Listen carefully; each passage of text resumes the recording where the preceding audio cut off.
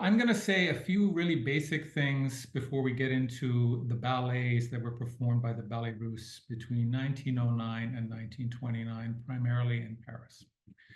So the reason why the Ballets Russes came into being has to do with developments in Russia that take place in the 1860s, which is seemingly strangely unrelated to the 20th century in Paris. But here goes. In the 1860s, Tsar Alexander II introduced several reforms to Russian politics, the judicial system, legal system, property rights, land rights, and also technically abolished the slave system or serfdom. Part of the liberalizing policies of this czar involved greater access to culture on the part of wannabe writers, painters, musicians, and so on and so forth. Before this period in time, most of the great artists associated with Russia, which has had an outsized contribution to world culture, came from the elite or the aristocracy. But in the 1860s, there arose and began to flourish a sort of, congeries of different types of voices. So you had women writers suddenly gaining prominence. You had people who were sort of a mystical mindset gaining prominence. You had actually people from different classes beginning to write and get their works published. You had actually people who were homosexual and Jewish. And so there was this kind of liberalization in the cultural sphere. This liberalization challenged the norms of writing and composition and the visual arts of this period in time. And so there arose this incredible flourishing of talent towards the end of the 19th century into the 20th century, primarily in St. Petersburg, Russia, which was the imperial capital, and secondarily in Moscow, which was the old capital and is the present-day capital of Russia. So we have this flourishing of different types of voices, challenging or rethinking religious traditions, challenging or rethinking political traditions within that autocratic society, challenging and rethinking science, and so on and so forth. The period in question, the Silver Age, which lasts from about 1880 to the 1917 Russian Revolution, had a mystic symbolist dimension to it. That is to say, there were a lot of artists that were interested in the supernatural. There was a renewal of interest in the old pagan religious traditions in Russia. There was a renewal of interest in folk art forms associated in the 20th century with so-called primitivism. And there was just this variety of sort of re-exploration of Russian culture and a redefinition of Russian culture that was more traditionally Slavic or Slavophile, as opposed to the aristocratic establishment in St. Petersburg, which was primarily European focused. Okay. So the problem then is you have this wonderful talent that's emerging. And it was fine for poets to publish their stuff with private sponsorship. It was fine for painters to put on exhibitions. It was very difficult, however, for progressive voices to actually enter the high art, musical, and balletic establishments. So actually getting progressive or liberal works performed at the Bolshoi Theater, for example, or the Mariinsky Theater in St. Petersburg, which were state institutions, was very, very difficult. And one of the oddities about Russian culture is that, when you think about great ballets or you think about great operas, you think about Boris Godunov by Mussorgsky or Rimsky-Korsakov, Sadko, or these works. They weren't performed as often on the big stages of Russia as Italian and French works were. It was the privilege there and the preference on the part of the aristocratic regime was for these sort of foreign works. And so nationalist works, works that were rooted in, Russian folklore, Russian culture, had less of a chance getting on the imperial stage, as did these other types of compositions, foreign and traditional, like Mozart, etc. So one of the things that takes place then in the years leading up to the Russian Revolution is this desire to actually find and experiment with new performing spaces. And to some degree, that happened after the Russian Revolution when the state theaters were sort of nationalized, more experimental studios opened up. But the Ballets Russes organization is a pre-revolutionary organization at the start.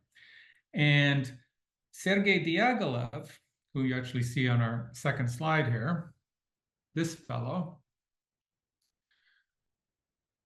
was musically trained He dabbled in composition, but he was primarily, a kind of composer of people. Let us to say he was somebody who was interested in actually putting on new performances, mixing and matching different types of artists, and actually working in a more experimental guise within these new Slavophile traditions. Sergei Diaghilev was an impresario as well as an entrepreneur. And he became really the greatest impresario and entrepreneur of the 20th century. He got his start in St. Petersburg promoting the visual arts. And in 1905, which was just 12 years before the Russian Revolution, he gave a talk at the Metropole Hotel in Moscow before one of his patrons, and it was celebrating, one of the journals that he was interested in, a visual arts journal. And there he actually talked about the fact that he felt that Russia was ending, that there was a sort of twilight feeling. And this lecture, which is called, the moment of summing up, was really an anticipation of the idea that there was going to be this colossal transformation in Russian society. He could feel it in the air, this moment of crisis, this sense of decay. And he also actually talked about the idea that he didn't know what new culture would come after the collapse of the old imperial culture, but that basically people needed to be prepared for this radical transformation. He was at this point putting on a painting exhibition in St. Petersburg at the Tarit Palace. And this was an exhibition that actually showed old imperial estates, yesteryear, the period of Catherine the Great, and so forth. So it was a kind of nostalgic exhibition that Diaghilev actually thought very much as a sort of bidding of farewell to the entire imperial past. So what was the future? Diaghilev, again, was interested primarily in the visual arts. He took some of these incredible exhibitions of Russian traditional portrait and landscape painting to Finland and other places, Scandinavia, and they had tremendous success.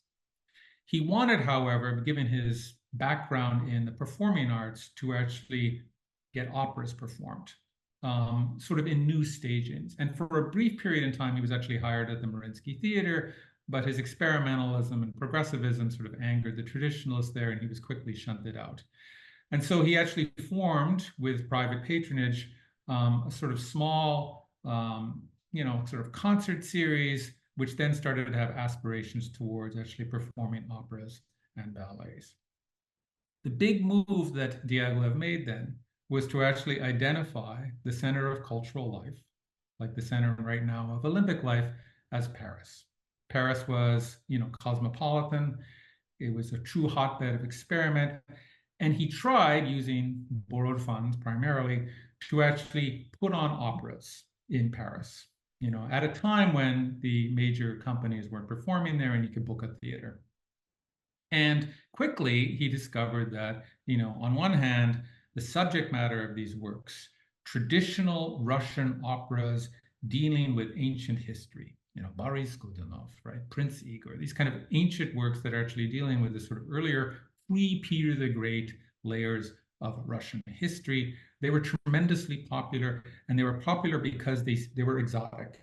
And the way he staged these works was to kind of play into the fantasies that Parisians, Western Europeans had about Russia as this huge other, this place that was exotic, this place that, was pseudo-Asiatic, this place that had a different, liturgical tradition altogether, 1,000 years of chant that nobody knew about, this place that was rooted in, pagan folklore, and which is traditions were still alive, this place where people sort of thought and acted differently.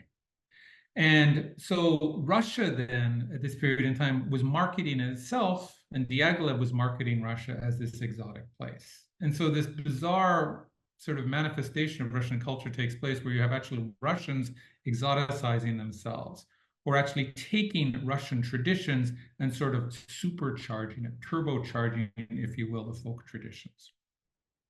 And for 20 years, Diaghilev performed in Paris, briefly in London, briefly on tour, but primarily in Paris at the Théâtre des Champs-Élysées. And he performed operas at first, truncated, sometimes just one act, sometimes just a scene, like the underwater ballet from Sadko by Rimsky-Korsakov. And then gradually, he realized that, of course, these works were super expensive to perform. Talents like Fyodor Shaliapin, the great singer, were very expensive to pay for. And there was this other art form that was sort of dormant called ballet. And a lot of the people that joined his organization in Paris were kind of disgruntled younger talents that came out of the St. Petersburg Mariinsky Theater School, were trained in the classics, were wonderful, phenomenal dancers, but couldn't actually, because of the sort of class system that was operating in those theaters, couldn't actually gain the kind of status they wanted, perform the kind of roles they wanted, and certainly couldn't choreograph themselves. And Diaghilev actually thought that perhaps, and this is an idea he shared with some of the visual arts designers that sort of congregated around him from the time that he was putting on these painting exhibitions, perhaps actually ballet could deserve a reboot. That the old grand ballets, the Tchaikovsky ballets, the big three, right? Swan Lake, Sleeping Beauty, Nutcracker, Giselle, right, by Adam, Bayadere. These kind of works of the 19th century canon were big and bloated and super expensive to perform, but that was fine for the Russian Empire, where the czars were some of the richest people in the world, and they could fund these things. Perhaps a smaller scale version of ballet could actually, revitalize not only the representation of Russia abroad, but actually could revitalize itself.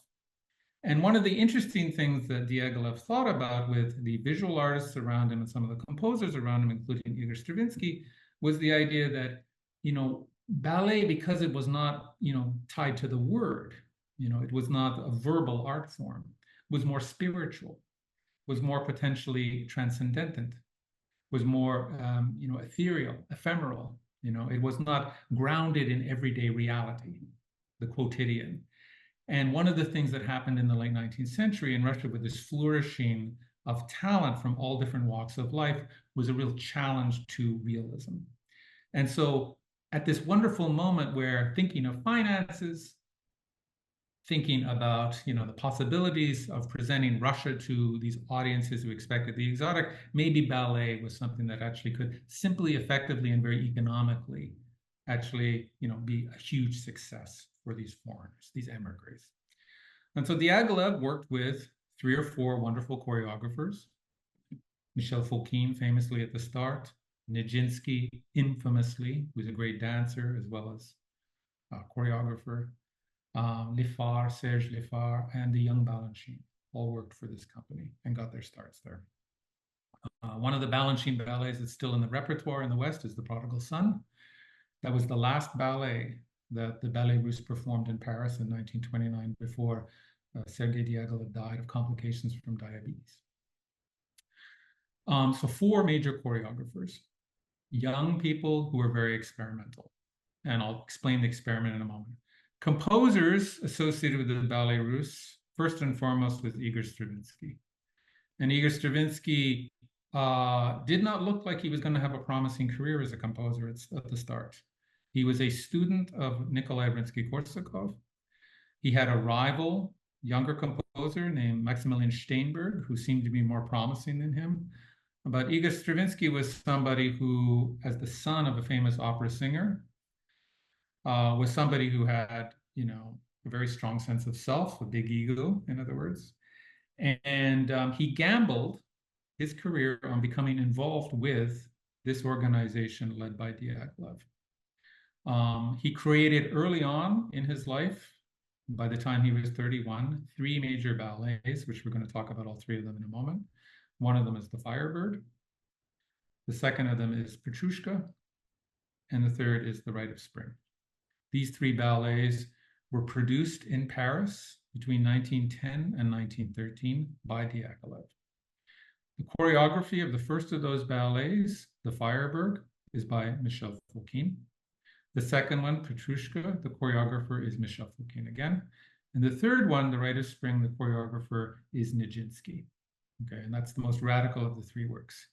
These 3 works are all products of the aesthetic artistic revolution, if you will, of the later 19th century in which you had these artists, again, after this period of liberalization, going back to find a Russia that the imperial traditions had taken away, reviving, rebooting, turbocharging, if you will, the tradition. So in Firebird, what you have is two Russian fairy tales knitted together.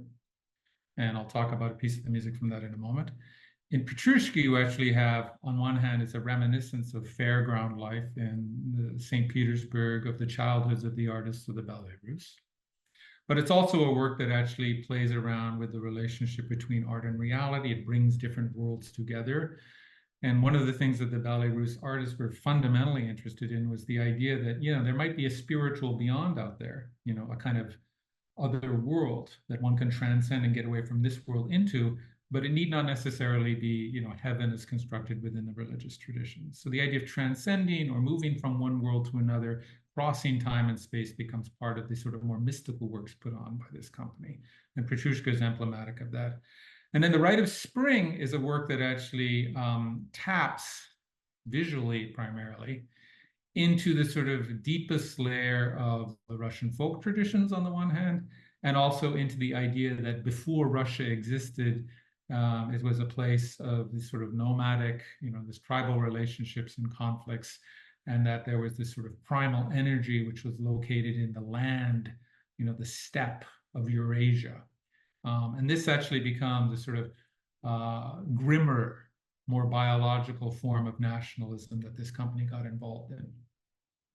Later on, the Ballets Russes, again, this lasted for 20 years in Paris, pretty much went bankrupt, owing to the expense of some of the ballets that Diaghilev put on. So initially, the ballet was going to be cheap, but then his vision got bigger and bigger, and he essentially broke the bank trying to revive a Sleeping Beauty under the title of Sleeping Princess, this incredibly bloated production, which was actually a kind of return to Tchaikovsky after 15 years or so in which this company was putting on very, very bizarre entertainments, almost anti-ballets. And Diaghilev got himself stuck in this rut as an entrepreneur of actually saying to the artists around him, you need to do something more experimental next time. You need to do something more shocking. You need to do something more astonishing for the Paris audiences to increase ticket sales and keep the buzz going in the press. And at a certain point, paradoxically, Diaghilev actually decided the most radical thing you could do was actually go back in time. So let's be incredibly radical by being nostalgic. And this is where he miscalculated, because he put on this big version of Sleeping Beauty that went to London and installed itself into a theater there and didn't do well ticket-wise. And the company really was hard-strapped at that period in time. There are a lot of stories about this organization, about the dancers involved, basically dancing for a pittance, illnesses, malnutrition, this sort of sordid underbelly of what seems to be this incredibly beautiful, glittering entertainment. What we have left of the Ballets Russes, which was a company that, existed in the age of film, right, 1909 to 1929, but Diaghilev really was suspicious of cinema. He didn't like it, probably because it was, for him, just a form of realism. Whereas other ballet companies were interested in mixing and matching and bringing cinema into the ballet sphere. There's only one or two of the Ballets Russes productions that actually think about ballet's relationship to film, for example. So there's one called La Pastorale, which on stage you actually have a camera crew arriving as part of this fun ballet. And then there's a ballet of theirs, probably the most scandalous one, which was from 1917, called Parade or Parade, in which you actually have a scene of what seems to be a silent film actress, Mary Pickford, actually performing in the ballet, some of her silent film greatest hits. Okay, so there was the idea that, with the Ballets Russes, it was ballet by definition is interdisciplinary. It has music, it has dance, it has the visual arts.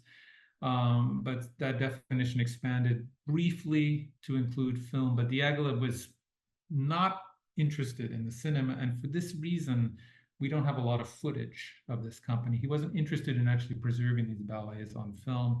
And so what you have is an enormous lore, mythology, a lot of stories, a lot of nonsense said about this company.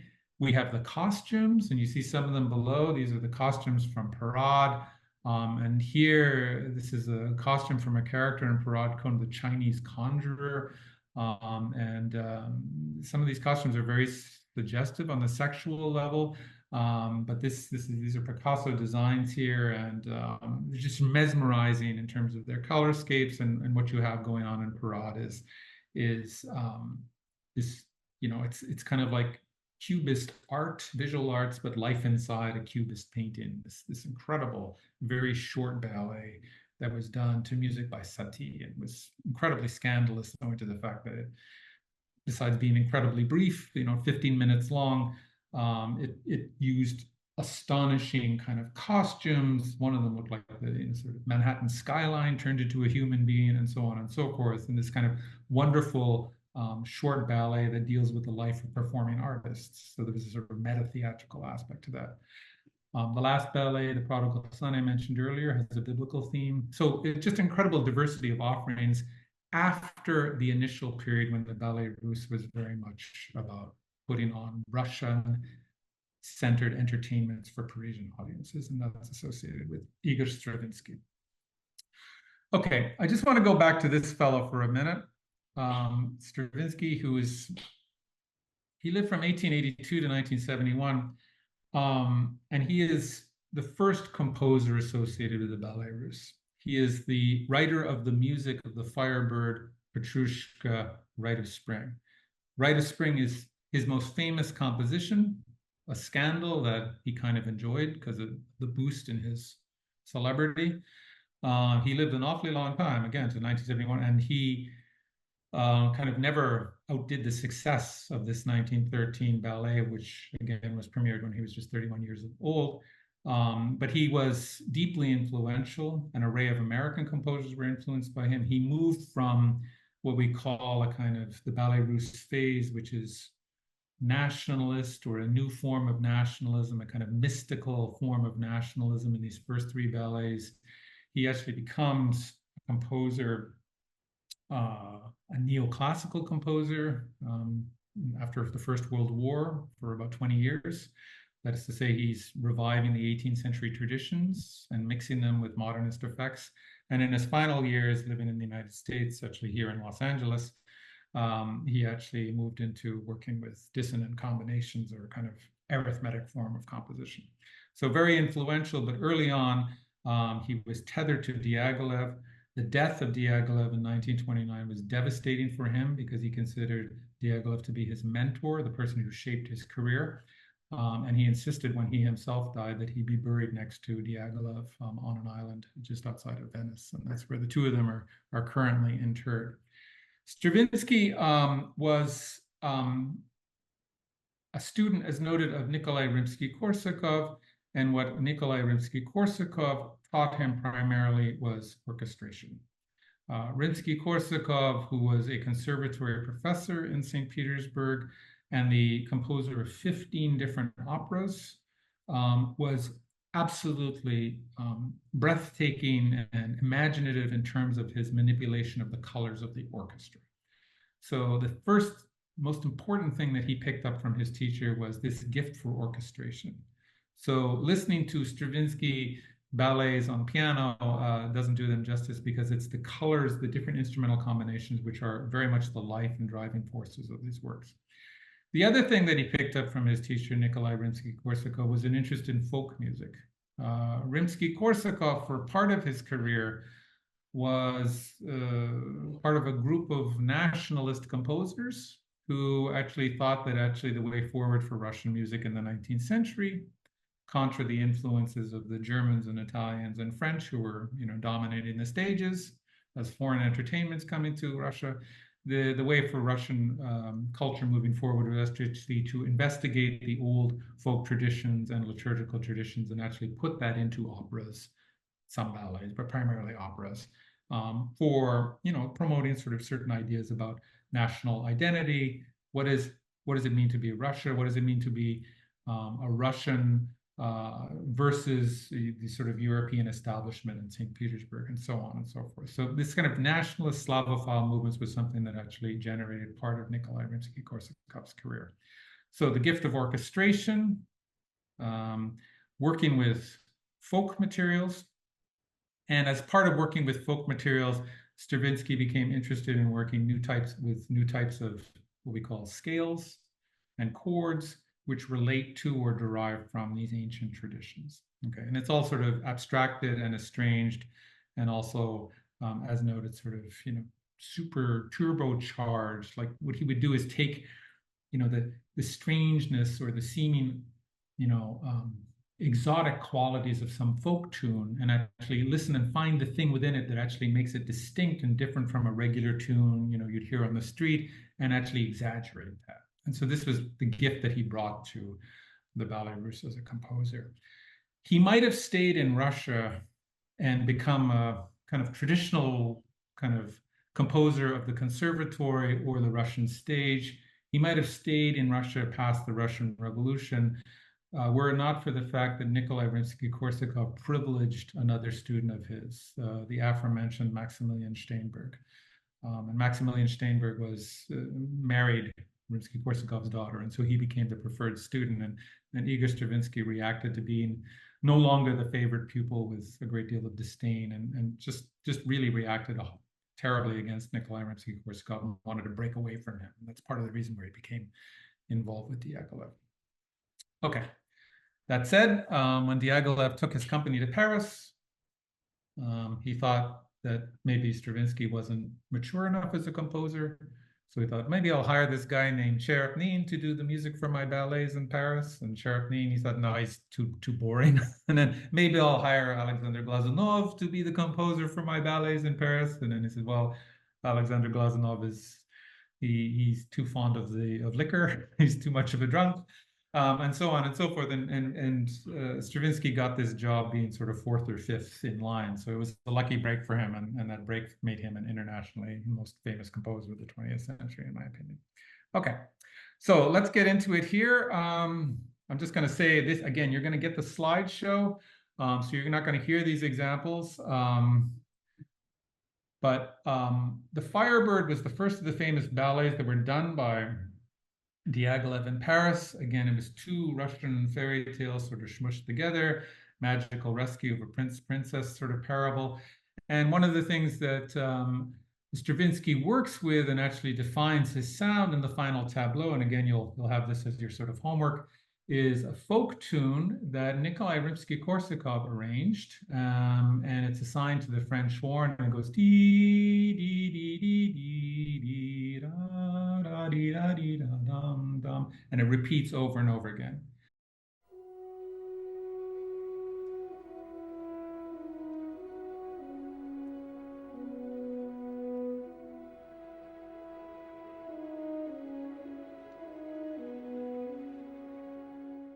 So this beautiful long line, we could all sing it together. Da da da dee dum dum dee da da dee da dee dum. Right, this beautiful line. It's assigned to the French horn, and it is a real gut check for the French horn player because you're alone. It's the end of a long night at the office, right? It's the end of the ballet, and you're alone, and you have to play this just pitch perfect, cleanly. No packing. It's one of these tunes that's always used for French horn auditions for getting into a professional orchestra job. It's really killer. It's so exposed, but that color Stravinsky wanted because it was distinct, it was fresh, it was new, it arises, it's pushed forward in the texture of a string, and so you actually have the idea of the Firebird rising from the ashes. There's a sort of central metaphor. This sound comes to the fore out of the orchestra, and you also have the idea that Diaghilev was revitalizing ballet itself, and ballet was rising from the ashes, if you will, of the old 19th century tradition. Now, what Stravinsky does here is he takes that tune, da dee da dee dum dum dee da da da da, and then he segments it, chops it in half, just plays around with the second part for a while, the first part for a while, and then he actually moves from going to 1 and 2 and 3 and 1 and 2 and 3 and 1 and 2 and 3 and 1 and 2 and 3. Most people can dance in 3 if you can waltz, right? Most people can actually move in 2, 1, 2, or in 1, 2, 3, 4. So 2, 4, 3 patterns, traditional to music. And what Stravinsky does to kind of add an edge to this sound, which he's just repeating over and over again and breaking up and just playing around with different orchestral colors, is he then actually begins to actually push the tune off of the beat and also to expand the sort of temporal format of the tune to actually move it from being 1 and 2 and 3 and 1, 2 and 3 to being 1, 2 and 3, 4, 5, 1, 2, 3, 4, 5, asymmetrical. And so this asymmetricalization of the tune made it seem quite exotic, even though it wasn't in 5/4 and it wasn't in that kind of meter in its original guise. So the beautiful sort of pseudo, working with a sort of old folk scale or what's called a mode, then exaggerating the sort of distinct kind of movement of that tune through time, adding all of this incredible orchestration, lent this final section of the Firebird ballet made it magical. I think it's astonishing for the French horn to play. And when you get this as your homework, I really want you to listen to, this is Dudamel here conducting this excerpt, because just the way in which nothing happens, and yet everything happens. Music used to be, before the Ballets Russes came along, about like, let's change the harmonies, let's change the key, right? To actually move things along. Here you actually have just the colors change, just the choice of instruments, but the tune remains the same. You have some of the background changing, right? You also then have moving and playing around with where the beat is. And all of that is actually this sort of magic that actually, and was truly unusual for composition this period in time. And certainly when you're actually working with dancers who, last I checked, kind of like to have a beat. When you're actually playing around with that, suddenly you're actually starting to challenge them altogether. All right, so that's the first example that you're going to sort of take up on your own. Then the other thing that is worth bearing in mind about the Ballets Russes organization is the fact that you have Michel Fokine, who's a sort of hotshot choreographer who is the person who makes up the dances for the Firebird and then Petrushka. And he was somebody who came out of the St. Petersburg Mariinsky Theater School tradition. And he wanted to be a choreographer in St. Petersburg. He actually thought about bringing French composers to St. Petersburg, like Maurice Ravel. He, was a dancer there, and he had aspirations to become the new Petipa. Petipa being the choreographer of Sleeping Beauty and sort of great 19th century ballets. But that wasn't, the institution wouldn't allow that. The institution was not interested in his experimenting with ballet and changing ballet and actually having dancers, say, in barefoot, getting them off point.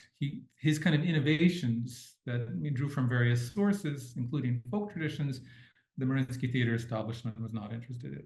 Diaghilev, of course, having this sort of mindset obsessed with the idea of making old things new again, and also astonishing people and actually breaking away and being radical and progressive for celebrity's sake and for great promotion's sake, actually hired this guy.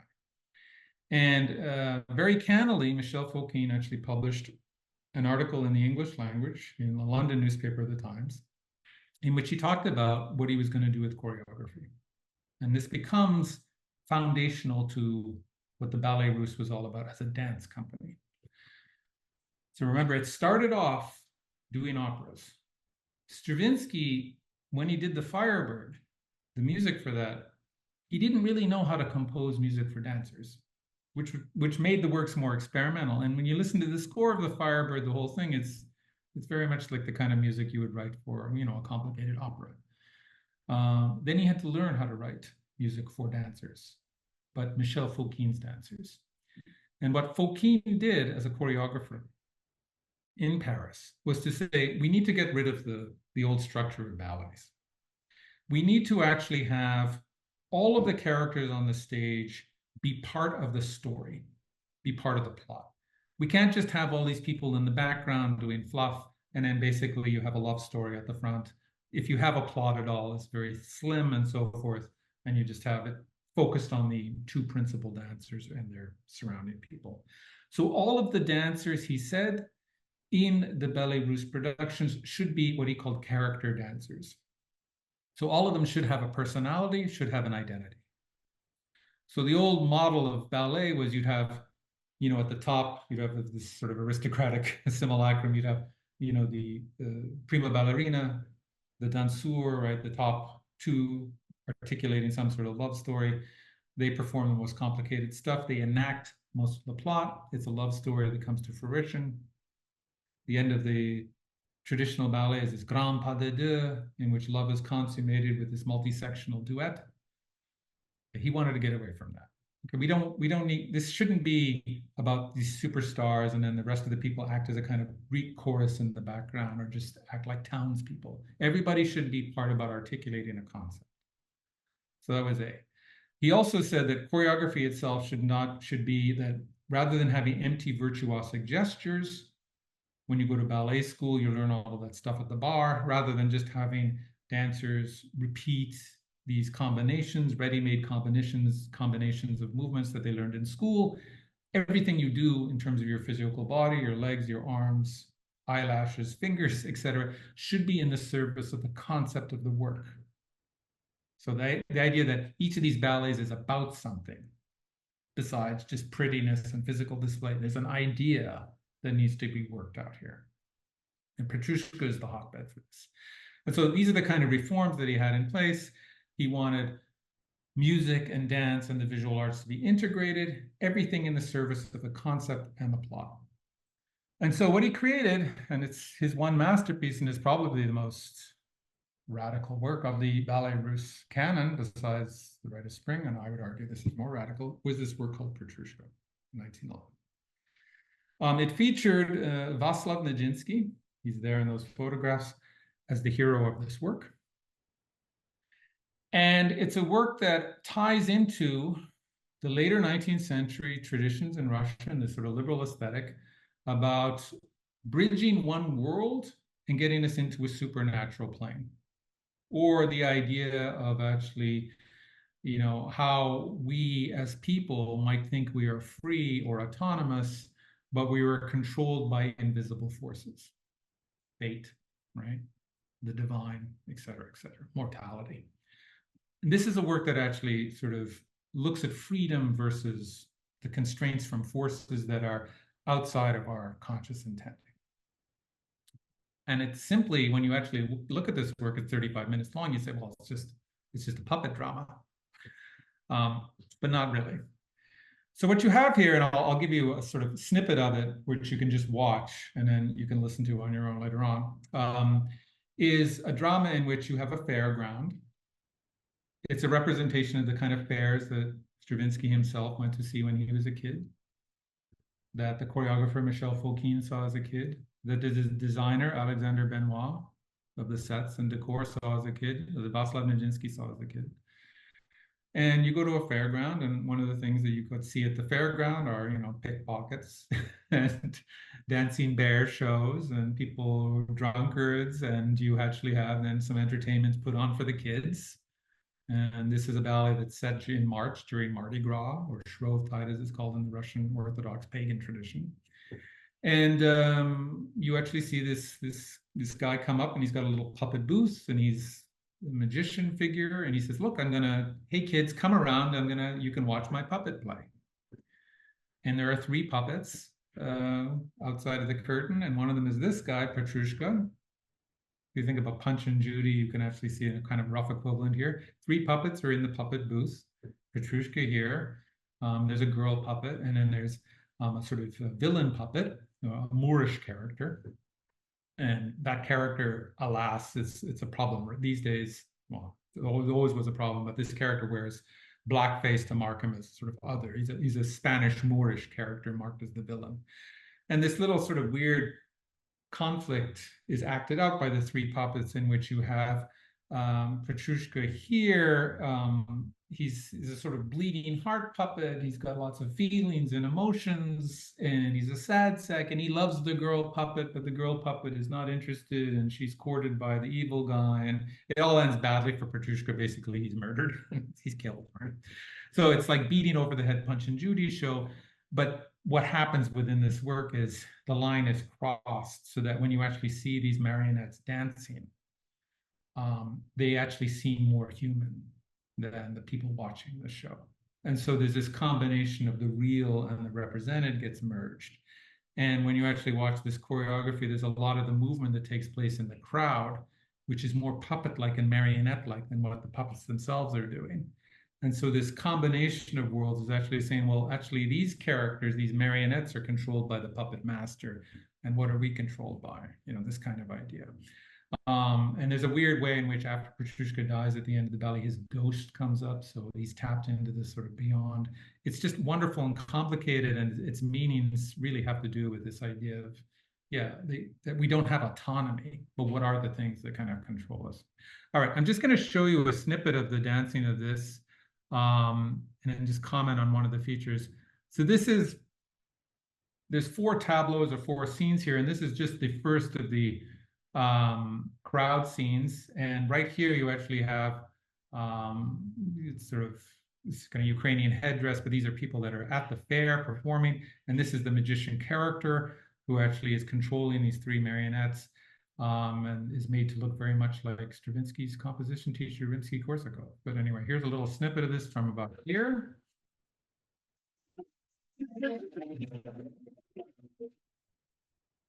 And you'll hear the sound when you get the slides on your own.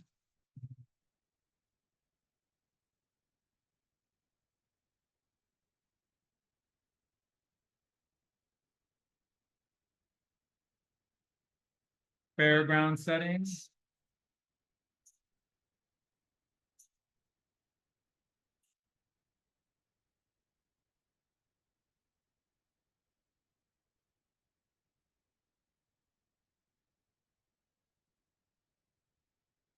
The puppet theater booth. That's the puppet master.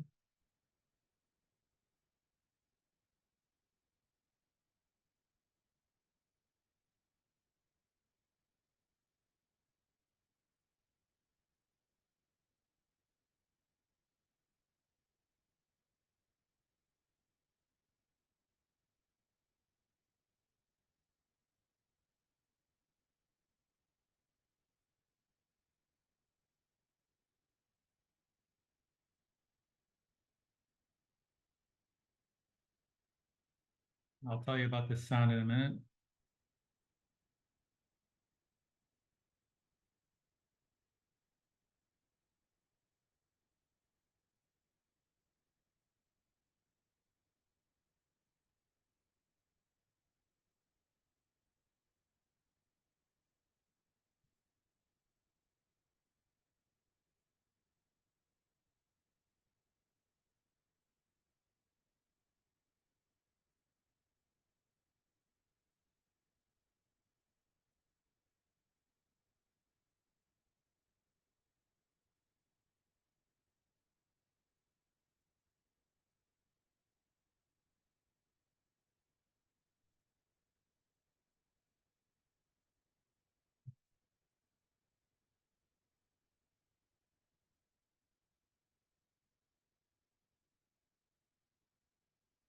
Okay, now the magician will, except after bribing one of the guards, will actually bring his puppets to life.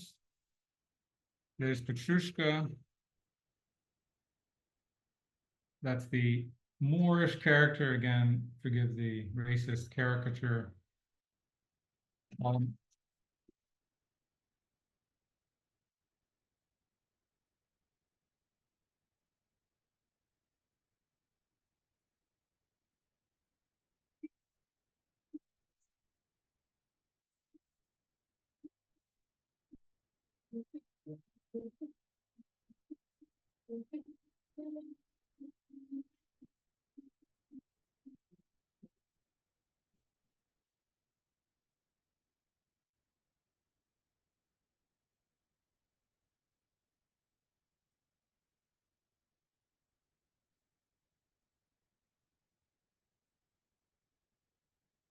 Okay, I'm going to pause it there, and I just want to say a couple of things about, first of all, the choreography that's going on. Nobody had ever seen anything like this before. In the sense that what you have here, and this is obviously a beautifully cinematic version of this ballet, what you have here is all of these beautifully dressed people gathered at the fairground. Then you have these 3 marionettes in their different guises, commanded to life, and they perform, and we're supposed to just believe that they are puppets. But quickly, in terms of the choreography, we actually see that they have very distinct personalities. And the brilliance here of the choreography is that everything Fokine did had been unheard of in classical ballet.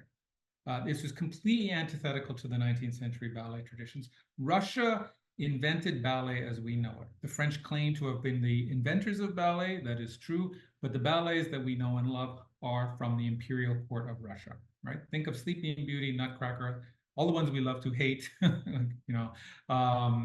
the exotic ones, Pharaoh's Daughters, and so forth. They primarily come from Russia. I'll exclude Giselle and Capelle from that, but the big ones are Russian. Here you actually have a complete demolition and deconstruction of that entire tradition. Besides actually having everybody involved in articulating this plot, you actually have here in the character of Petrushka, somebody who actually dances in a completely anti-classical, non-classical ballet way. Hunched over, the spine is broken down, turned inward, everything just suggests this kind of suffering soul, right? So this marionette is suddenly a kind of psychologically traumatized figure, right? Which is not something that traditional ballet had been able to sort of represent necessarily. Columbine, this is a different trick he plays here. She's actually looks like and actually acts like a traditional ballerina. But what he's doing here is he's making fun of the traditions by actually saying, here I am, I'm a traditional ballerina, and I am truly kind of like no psychology whatsoever, just completely empty-headed, right? So she spins around and pirouettes, and to show kind of like the empty-headedness of the traditions embodied in this character, she actually dances these beautiful steps, but then you look closely at the steps she's dancing, and they're a mixture of French steps and Italian steps. So even those things are confused. It's completely without sort of logic, but it's just beautiful display. And then this character, the Moorish character, as the villain, he's sort of toxic masculinity, right? He's fully splayed like this, fully frontal, efface, right? It's vulgar, it's splayed. You never danced like this. You always had an angle to the audience, so it's fully frontal and so forth. It's just completely garish and awful, right? So this goes on, and it all ends horribly because the Moor kills Petrushka, and poor Petrushka is actually terrified of the ballet master. And suddenly you actually think, why are these marionettes so much more human and dealing with these very complicated kind of conditions of envy and jealousy and trauma and suffering and fear and abuse and all of these categories you associate with modern conditions, alienation, et cetera, yet they're puppets. And who are the people, right? And so this game of like what's real and what's fantasy, the natural, the supernatural, this world and the other world, the life of the mind versus the outside world, the life inside the puppet booth versus the fairground, all of these categories are fundamentally blended to actually like turn the mirror on us to actually say, well, what forces control us?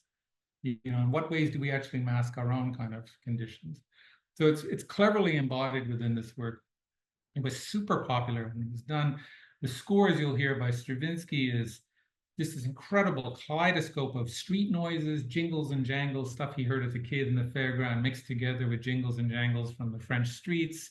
Beautiful orchestration. There's a lot of noise in the work, like passages of just the drum alone, just this sort of white blizzard of white noise effects. There's a special chord that's used in this composition. It's nicknamed the Petrushka chord, which actually comes from, it seems to be a combination of two different musical systems. So again, you have this combination of worlds, even in the musical language, and so on and so forth. It's just incredibly miraculous work. And one of the things Stravinsky, when he had this big success, in his late 20s, and Diaghilev had this astonishing success representing a supernatural version of their own childhoods in St. Petersburg, is what do you do next, right? And what they did next was something that really couldn't be surpassed. They did a work called the Rite of Spring, which is too often talked about in the literature. I think it's overhyped. But I'm going to tell you about it, and then I'll sort of conclude the talk, and then allow you to sort of look at these things alone. But I'm just going to tell you a few things about this work. Okay, so this is a work that was premiered May 29th, 1913, 7:30 p.m.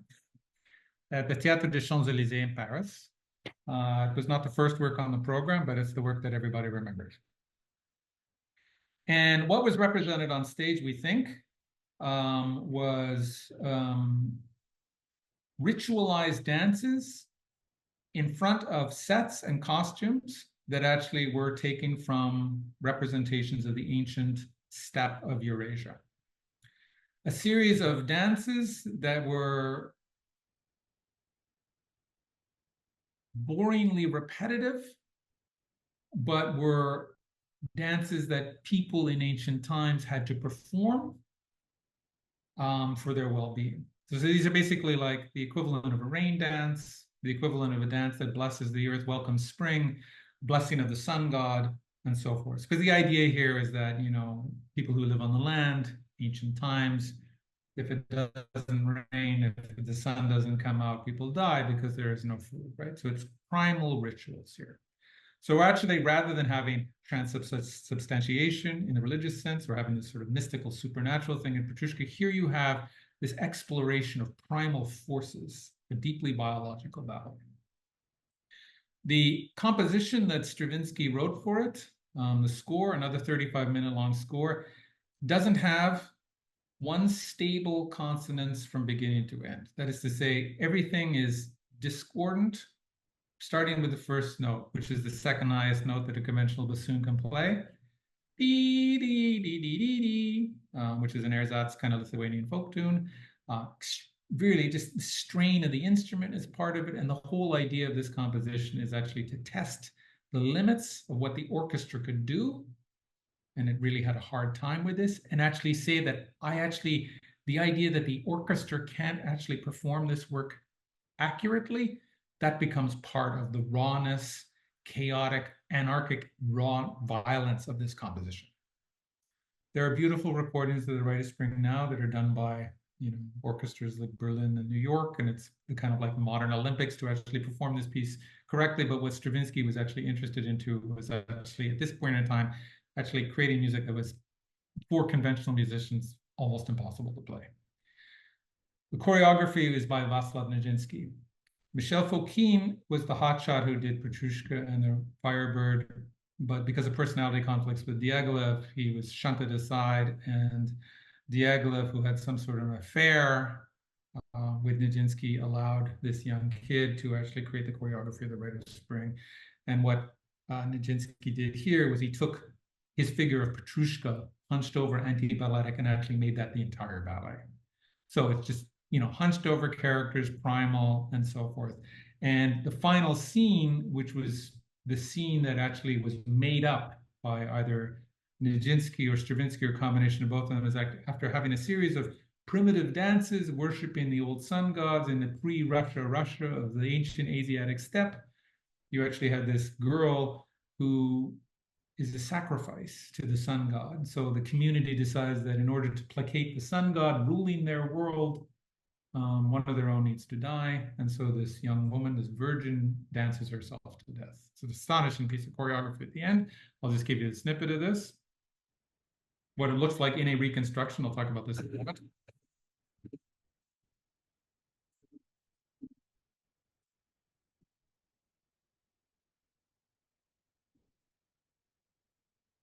Okay, that's just a snippet of something you'll see on your own. This is a reconstruction of the work that was done in 1987 by a person named Millicent Hodson.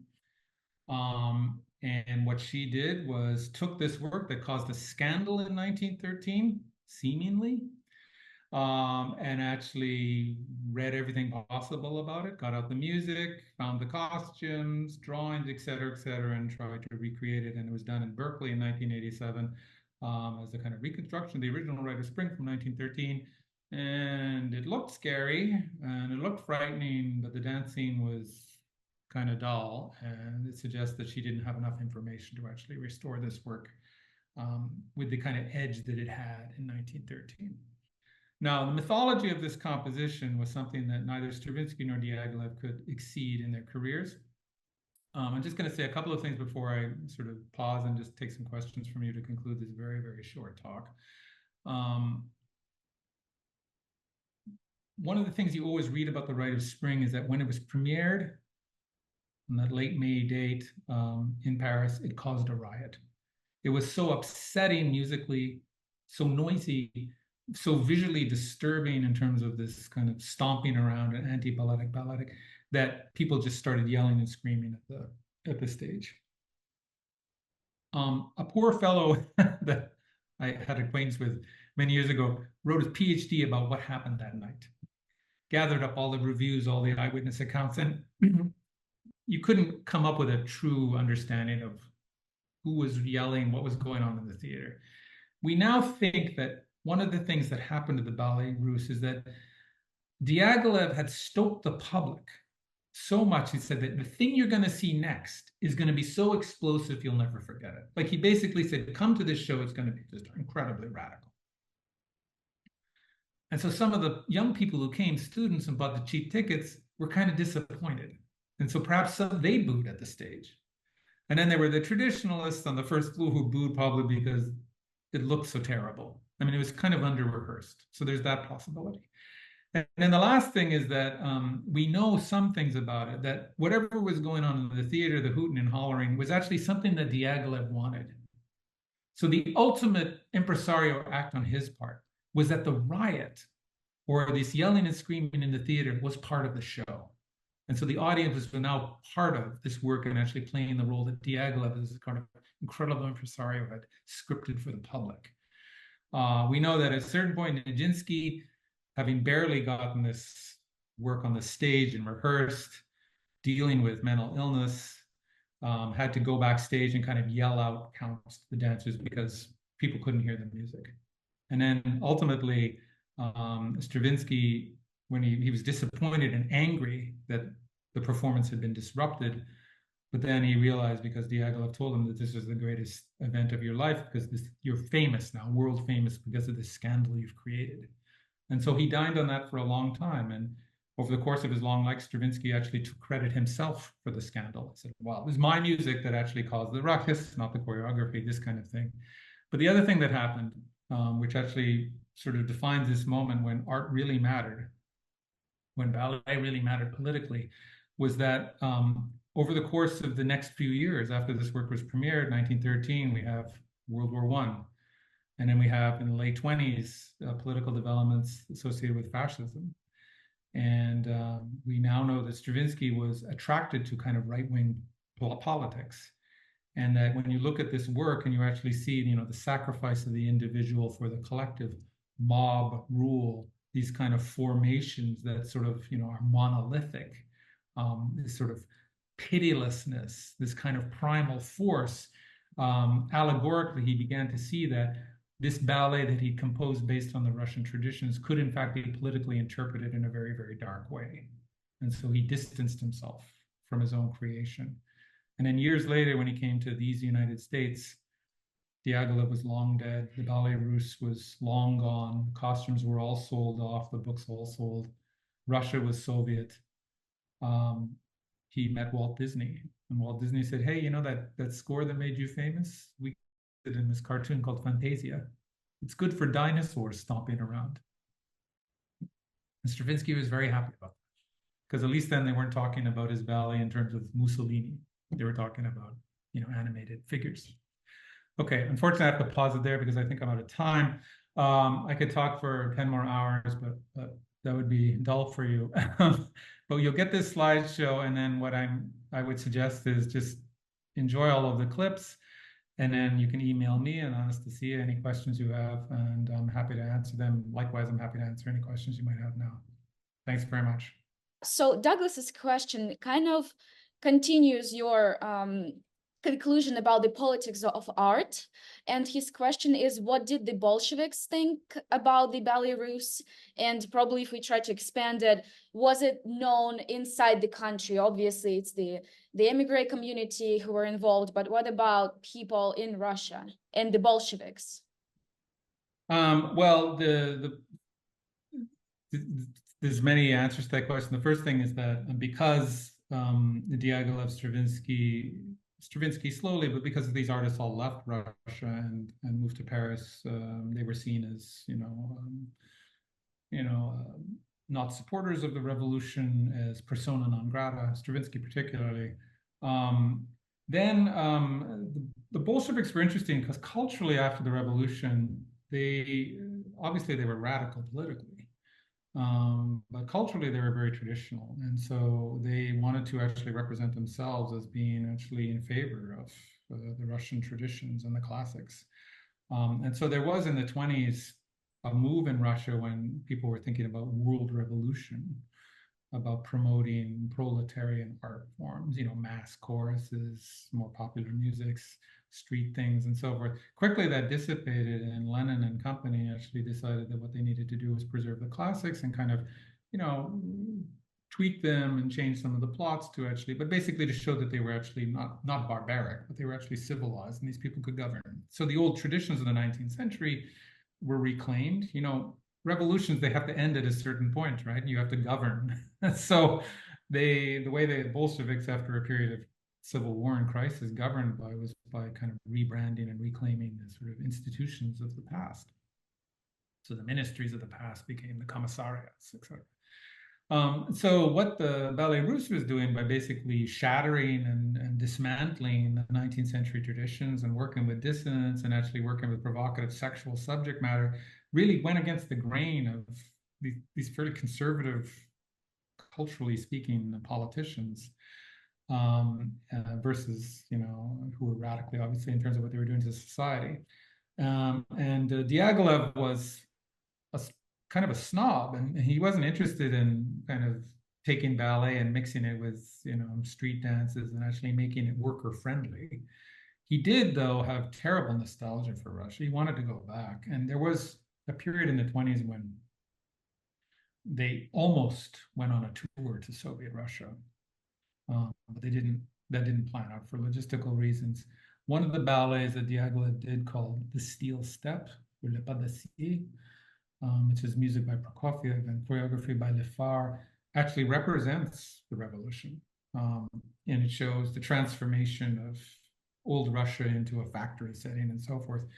And that didn't, when the Soviets heard about it, they weren't impressed because it actually represented the worker as the slave of the factory rather than the sort of champion, et cetera. And so politically, it just seemed to be, they thought of it as a satire, even though they didn't intend it to be a satire.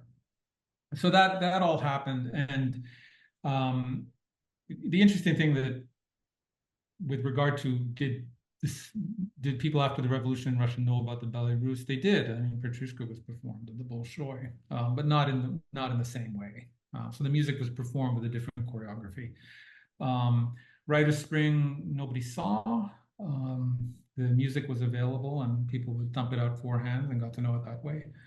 Firebird was likewise known as a musical score. So it took many years, aside from the performances of Petrushka. I know that one of the later Ballets Russes ballets that were called the Limnos, the wedding, village wedding, that was performed, but only in the 1960s. So it was, it was sort of cut off, and there was some information went back and forth because, before the Russian Revolution and even a couple of years afterwards, Russia was 100% European. You could go back and forth, and so there was a lot of traffic, and it's just that these works weren't performed. Mm-hmm. Yeah, it also seems like a couple of our attendees got a bit surprised that you mentioned that kokoshnik was an element of Ukrainian costume in Petrushka.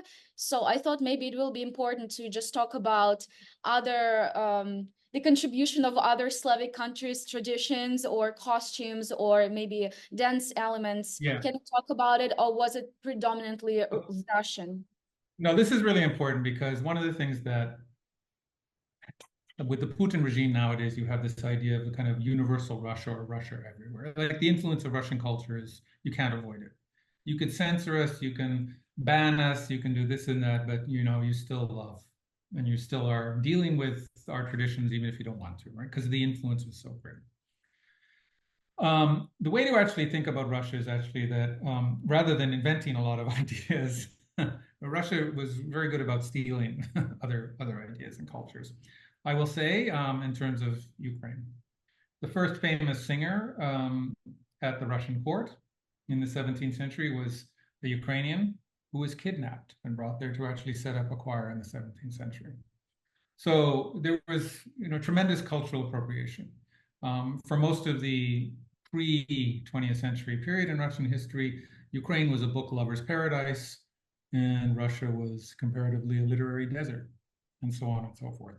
When you look at these works, let's just say that, for example, the Rite of Spring, this incredibly famous Russian ballet. What is Russian about it? The subject matter is dealing with people who lived in Central Asia before Russia existed, before people known as Rus existed, before Scandinavians mixed together with people from the South to become Russian, right? So this is pre-Russia, Russia. There's nobody there. There's tribal conflict. This primal ancient history was reclaimed and actually made part of the Slavophile national identity, which basically said, well, we as Russian people, we identify ourselves because of the land and our attachment to the land, right? So it's like an ethnic nationalism. And so this was politically really, important in Slavophile circles in the 19th century. But the subject matter is pre-Russian. The music by Stravinsky, oh, look at all these Russian folk tunes in this piece, right? No, the opening tune in the Rite of Spring, and the bassoon is from Lithuania, right? Which is actually was part of the Polish-Lithuanian Commonwealth, et cetera, so not Russian at all. So what you're dealing with here is a capacious empire which actually appropriated and borrowed from the surrounding Slavic peoples, from Central Asia, from Mongol, on and on and on and on. There's no end to it once you start opening this up. And so the phenomenon of Russian culture needs to be deconstructed. I just wrote a book about Tchaikovsky, which was kindly mentioned at the start by your host, Anastasia. And one of my points there is, this guy, he spent most of his career hanging out at his sister's place in Ukraine. He spent a lot of time in Italy and in France, and he went to the United States. He was very cosmopolitan. He was not a nationalist, but at a certain point in time, he began to write pieces for the Tsar on commission. Just like early on, he wrote pieces that were very civic, for Moscow audiences. And, he moved through these different identities. For a while, he tried to be nationalist. It didn't work out. And he was very much the kind of, the way he was the embodiment of the Russian problem, which is like a lot of the ideas come from elsewhere. Tchaikovsky's music, when you listen to it, and I listened to it a long time, many, many years of my life, was like you hear a lot of French stuff in there, and you hear a lot of Italian. You don't hear a lot of Russian folk tunes in his, but he's the great Russian composer. So this paradox is actually something that there's no end to it when you start looking at these scores. You actually have ballets that were done in the 19th century, like the Little Humpback Horse, which is what's represented at the start was all of these dances from peoples of the Russian Empire. And it represents not all of the peoples, but those who were like in. Who's in and who's out in terms of the empire? Jewish people out, So this politic of empire, empires are not nations. Russia was an empire. Nations are, this is a subset. Nationalism is about actually finding the nation within the empire. And, this is a problem that's still something that is still very fractious and agonized about. I will just say this, if you actually think about the entire history of that place, it has never officially been called Russia. Rus, Russian Empire, Federation, Soviet Union, never just Russia. And I think that itself is telling. Anyway, sorry for a little big spiel. No, thank you so much. I think this is very interesting to talk about.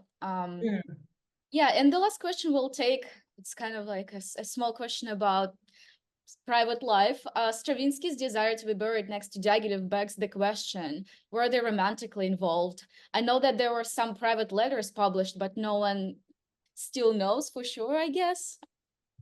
My sense of Stravinsky was, Diaghilev was super gay. My sense of Stravinsky was pretty straight-laced, prudish. He had a lot of affairs. But they weren't romantically involved in any way that we know, but God knows. Sexuality is very fluid. We live in a time when we think of these things as, now they're more fluid than they were in recent years, but So, like the case of Tchaikovsky is interesting. He was 100% homosexual person, but he did have a few, female lovers. So there was this kind of amorphousness within the organization that took place. And a lot of these works were played around with their gender identities, androgyny, and so forth. So there was this kind of fluidity in the organization that took place. Diaghilev did have, he was fond of younger men.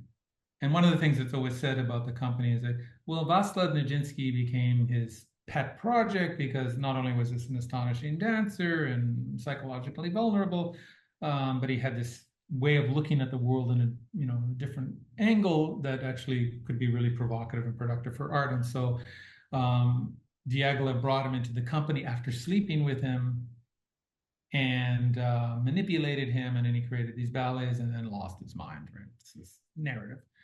It's now probably the case that Nijinsky, as a young dancer, was very ambitious, actually said, well, the way to get in, the way to actually make it in this company is to sleep with the old man, kind of thing. So perhaps the seduction went the other way. So there was a lot of, sort of rotating bedrooms, I'm sure, that took place within this organization in Paris, at this time. My sense of Stravinsky is he was more fond of Coco Chanel than Sergei Diaghilev. That's just my sense of it.